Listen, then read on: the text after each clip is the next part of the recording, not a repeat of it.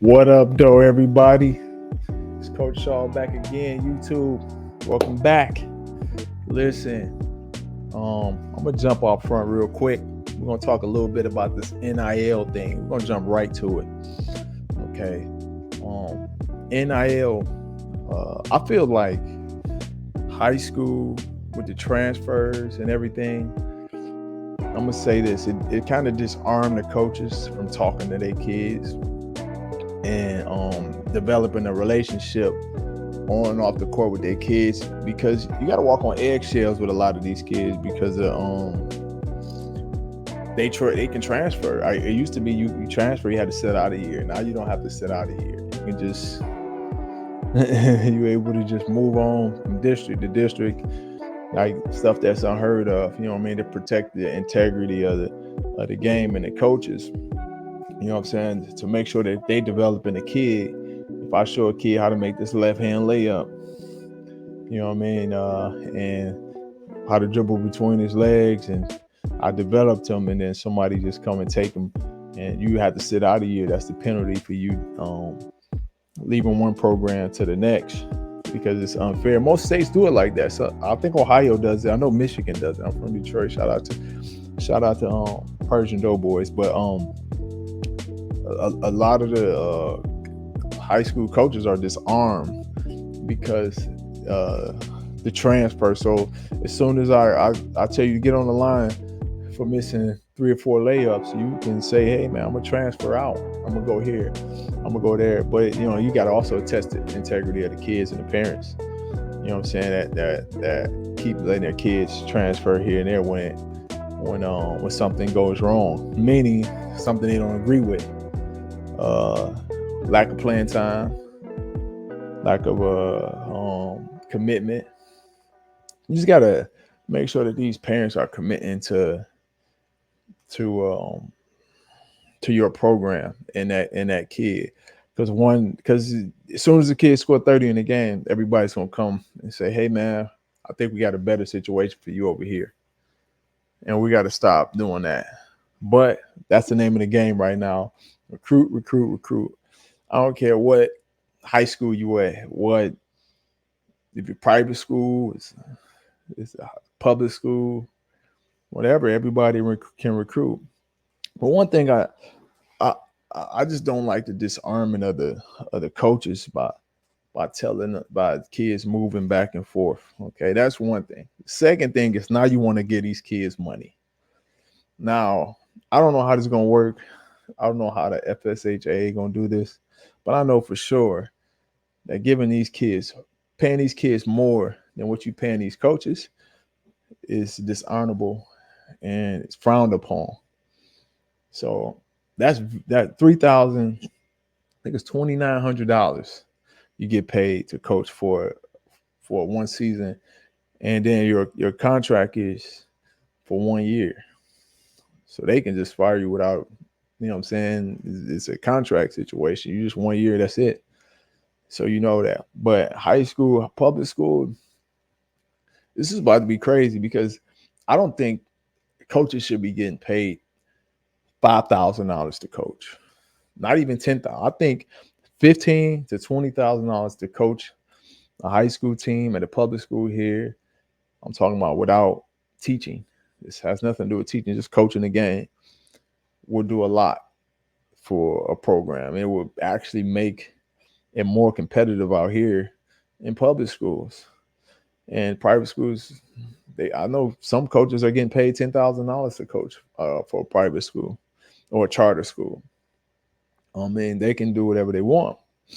But the $3 grand, now these kids getting NIL money to what are they doing? They getting the NIL money to, what are you paying for?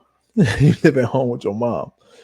You know what I'm saying? You live at home with your pops. Like, what are we doing here with high school? Like, now it's not amateur. Now it's a job. Once you get that kind of money, once somebody give you 500,000 bucks to shoot a commercial for them or do an Instagram skit or something like that.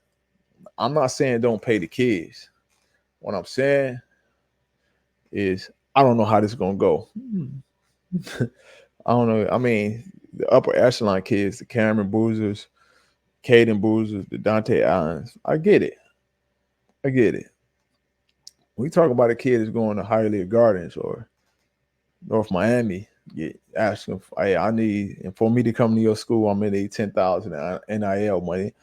You ain't even got no bills, and this mainly the parents doing. They're gonna have more control than you thought. The parents are gonna have a lot more control now than the coaches. If you the best, if you got the best, if your kid is the best player on the team, you might as well go ahead and coach the team because this is how it's going. It's a little backwards, but I definitely think it's going to be a lot of issues coming forward. You can't pay these kids $10,000 for an Instagram photo and then give the coaches $3,000. Come on, man. We better than that. I'm tired of this 3,000. It's been $3,000 since I got down here. I mean, since I've been coach. I coached 15 years. $3,000 to coach, and you go to Texas and they're getting 20, 40, 50,000 to coach, just to coach. 70,000 just to coach. I know people that's in that situation. They won't leave their high school to go to a college because they're in a great situation. You know what I mean? So I feel like that's a little excessive, FSHA, to give this, but I'm not wrong. No one's wrong. No one's right until we see. We're gonna figure it out in the next couple years and see how this go. But it's gonna be very interesting. Okay. One of the other topics I wanted to touch on too, man. Congratulations to Dwayne Wembley Jr. on getting a scholarship or committing to Florida State University. Okay. I want to say this. His dad went to University of Miami. Why didn't they offer him? Why is he not staying home so I can watch him play? Maybe they did, maybe they didn't. But I'm gonna call this out. Dewan Hernandez. Dewan Hernandez is the only guy I know on their staff, and he's probably one of the greatest players ever played in Miami.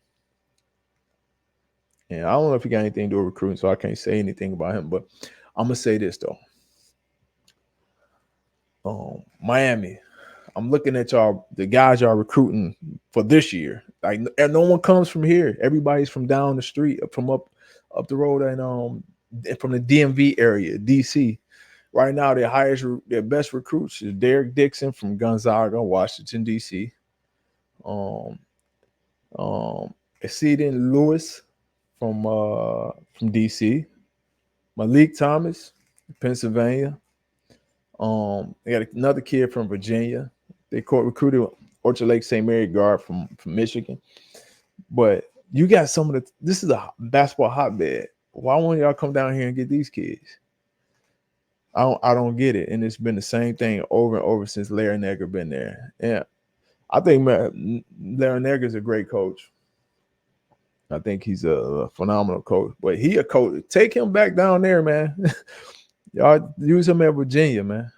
Put somebody in there actually know and understand the roots of Miami basketball, because I don't feel like they do. They don't really. What was the last kid came out of Miami from me? I know a kid from Miami Prep, the big kid. I mean from from Miami Prep, the big kid. I mean, yeah. But like a kid that's truly down here every single day, that's grinding, that you've seen the team camps, you've seen the summer league, besides Cameron, Caden Boozer. Okay. But, they have a great year last year. Y'all better stop skipping over these kids, because Wembley is definitely a kid I'm supposed to be driving up to Gables to see on the weekends. Now I got to go to Tallahassee to go see this kid dunk on everybody. How y'all not see this? And I'm looking at some of the kids' videos that was recruit. I do my homework. These kids are not better than him. I really like the Derek Dixon kid from Gonzaga. But other than that, like, those kids are not athletic as him. And then his upside is way better. It'd be disappointing watching these kids go out of the city and they get like, look what happened to Jordan Key. How come Jordan Key wasn't on your like how come y'all can't reel him in? Like throw the house at him. That kid going to Georgia. Congratulations to Jordan Key. Okay. What's up, nephew? Marcus Allen, my other nephew. Look at Marcus, man. He going to Missouri. Marcus gonna be in the league in a couple years. Y'all couldn't get him. I know. I'm for sure. Dewan went out there and did his thing and said what he had to say to get that kid. You know what I'm saying? To reel him in. You know what I mean? But he chose Missouri. But I don't really see y'all out here in the gyms. I know y'all on the EYBL circuits recruiting DC. I ain't saying don't get no kids from DC, but you got 4 high school kids that's committed for this year, and 3 of them are from that area. You know what I mean? Ain't none of them from here, and it's a hotbed. And I'm showing you the hotbed. I'm not charging you for a website. I'm not charging you for stuff. It's free right there in the open. You want my honest opinion on something, you can get my number and know everybody in the city. No, I'm not Hollywood. You can talk to me, but this is ridiculous that we can't get those kids.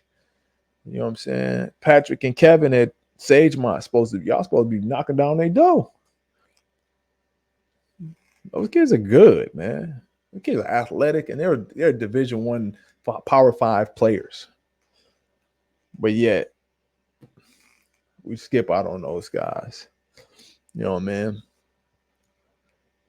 I'm not too crazy about the University of Miami. Like when I go to a game, listen, look at this. If you go to a Miami game, okay, if you go see them play Florida, maybe they gonna bring big good, but maybe if they play Georgia Tech, ain't nobody going to that game.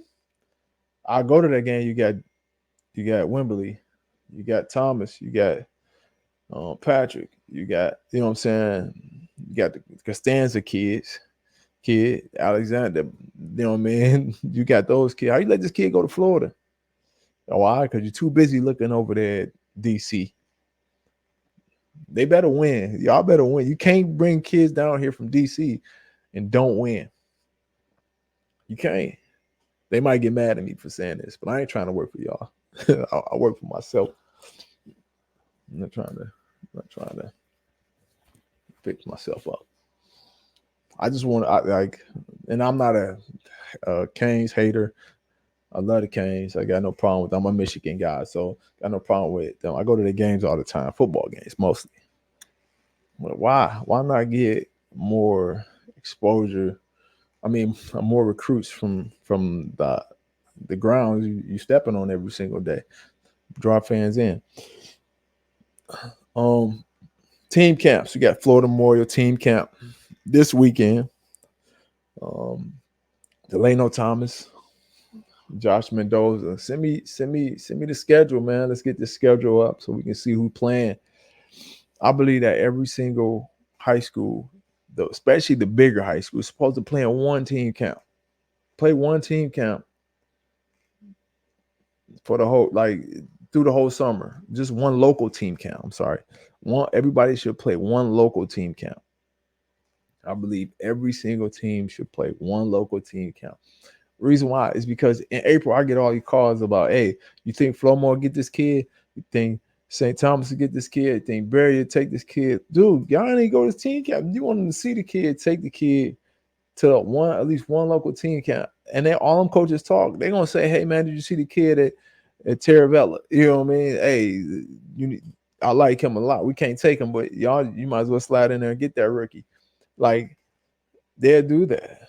But if you don't go to any, if y'all too Hollywood to go to any, to go out to I don't know, Georgia and California and do all 18 camps. I mean, I know y'all got big money, but if you got NAIA kids that need to stay local at home, make sure some of them play at home at these team camps. A lot of the team camp guys are coming, and the team camps are not as competitive as they should be because we don't put all our top teams are playing somewhere else.